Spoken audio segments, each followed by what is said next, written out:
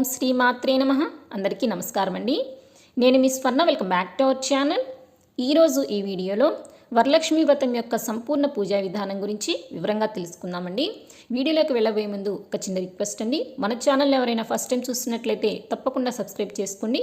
పక్కనే ఉన్న బెల్ ఐకాన్ని క్లిక్ చేసుకుని ఆల్ అనే ఆప్షన్ని కనుక క్లిక్ చేసుకున్నారంటే నేను ఎప్పుడు ఏ వీడియో అప్లోడ్ చేసినా మీకు నోటిఫికేషన్ వస్తుందండి. ఇంకా ఆలస్యం చేయకుండా వీడియోలోకి అయితే వెళ్ళిపోదాము. ముందుగా వరలక్ష్మి వ్రతం చేసుకోవటానికి కావలసిన పూజా సామాగ్రి గురించి నేను ఆల్రెడీ ఒక వీడియో అయితే చేసి ఉన్నానండి. వాటి లింక్ని కూడా మీకు డిస్క్రిప్షన్లో ఇస్తాను. అలాగే పూజ పూర్తయిన తర్వాత చదవవలసిన వరలక్ష్మీదేవి వ్రత కథ గురించి కూడా నేను ఆల్రెడీ ఒక వీడియో అయితే సపరేట్గా చేసి ఉన్నానండి.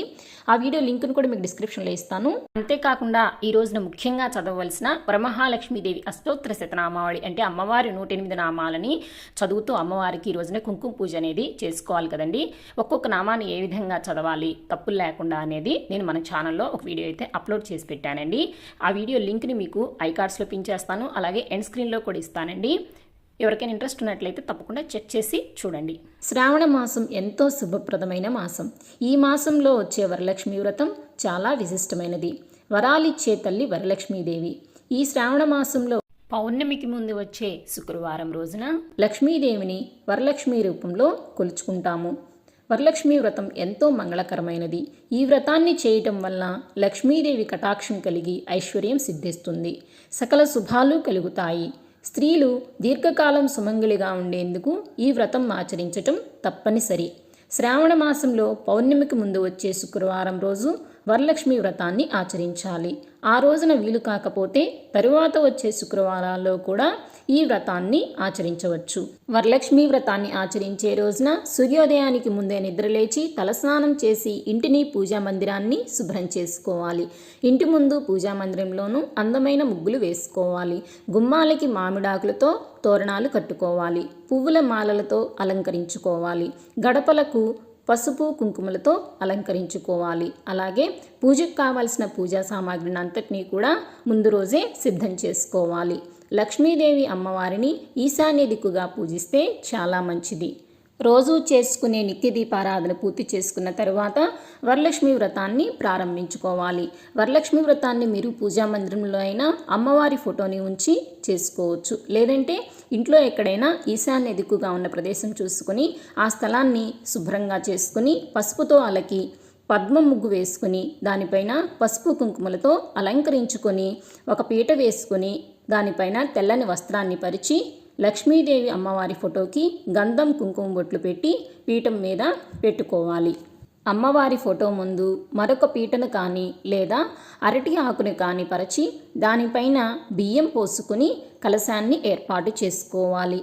కలశం చెంబులో 1/4 వంతు వరకు గంగాజలాన్ని నింపి అందులో పసుపు కుంకుమ అక్షతలు 1 రూపీ కాయిన్ని వేసుకుని దాని మీద మామిడి ఆకులను కానీ తమలపాకులను కానీ ఉంచి కొబ్బరికాయని పెట్టుకోవాలి. కొబ్బరికాయకి జాకెట్ ముక్కను పెట్టుకోవటం తప్పనిసరి.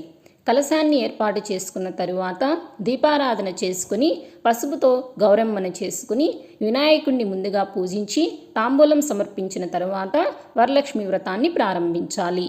వరలక్ష్మి వ్రతంలో అమ్మవారి అష్టలక్ష్మి స్తోత్రం, మహాలక్ష్మి అష్టకం, లక్ష్మీ సహస్రం, లలితా సహస్రనామం, కనకదార స్తోత్రం మొదలైన శ్లోకాలను పారాయణ చేస్తూ అమ్మవారికి ఎంతో ఇష్టమైన ఎరుపు రంగు మందార పువ్వులతో అమ్మవారిని పూజించుకోవాలి. లక్ష్మీదేవి అమ్మవారికి ఎరుపు రంగు మందార పువ్వులంటే చాలా ప్రీతికరం. అందుకనే అమ్మవారిని మందార కుసుమ ప్రియ అని కూడా అంటారు. ఇలా అమ్మవారిని పూజించిన తరువాత తోరగ్రంథి పూజ చేసుకోవాలి. తోరాలను 3 లేదా 5 తోరాలను సిద్ధం చేసుకోవాలి. తోరాల కోసం దారాలకు పసుపు పూస్తూ తోరగ్రంథి మంత్రం చదువుతూ ఒక్కో ముడి చొప్పున 9 ముడులు వేసుకోవాలి. వాటి మధ్యలో కుంకుమ బొట్లు పెడుతూ కుంకుమ బొట్లు పెట్టిన చోట పూలను పెడుతూ ముడి వేసుకోవాలి.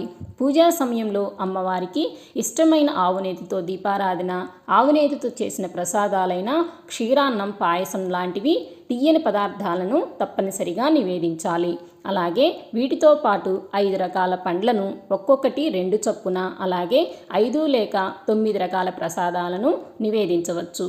అలాగే వీటితో పాటు అమ్మవారికి ఎంతో ప్రీతికరమైన కొబ్బరికాయను, అరటి పళ్ళను నివేదించడం తప్పనిసరి. భక్తి శ్రద్ధలతో అమ్మవారిని పూజించుకొని వ్రతకథను చదువుకొని ధూపదీప నైవేద్యాలను సమర్పించుకొని కొబ్బరికాయని కొట్టి కర్పూర హారతి ఇవ్వాలి. ఇలా పూజ పూర్తి చేసుకున్న తరువాత కనీసం ఒక్క ముత్తైదువునైనా ఇంటికి ఆహ్వానించి ఆమెను సకల మర్యాదలతో ఆతిథ్యం ఇచ్చి పంపాలి. వరలక్ష్మి వ్రతం రోజున ఇంట్లో అందరూ తప్పనిసరిగా శాకాహారాన్ని మాత్రమే భుజించాలి. అలా ముత్తైదువును సాగనంపిన తరువాతే మనం భోజనం చేయాలి. అలాగే సాయంత్రం వేళ మీ శక్తి కొలది వీలైనంత మంది ముత్తైదువులను ఇంటికి ఆహ్వానించి తాంబూలం ఇచ్చి పంపాలి. అమ్మవారి పూజ పూర్తయిన తరువాత ఆ రోజున ఎట్టి పరిస్థితుల్లో ఉద్యాపన చెప్పకూడదు. అలా చేస్తే ఇంట్లో నుంచి లక్ష్మీదేవి అమ్మవారిని పంపించటమే అవుతుంది.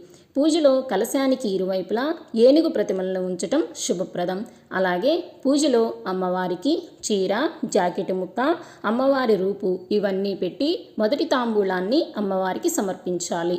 ఈ రోజున ఉపవాసం జాగరణ చేయాలి అని ఎటువంటి నియమాలైతే లేవు. అయితే పూజ పూర్తయ్యే వరకు మాత్రం వ్రతం చేసేవారు ఎటువంటి ఆహారాన్ని తీసుకోకూడదు. ఈ విధంగా స్త్రీలు భక్తి శ్రద్ధలతో అమ్మవారిని పూజిస్తే తమ సౌభాగ్యం కలకాలం నిలిచి ఉండేలా అమ్మవారు మనల్ని తప్పకుండా అనుగ్రహిస్తుంది. ఈరోజు ఈ వీడియోలో వరలక్ష్మి వ్రత సంపూర్ణ పూజా విధానం గురించి తెలుసుకున్నాం కదండి.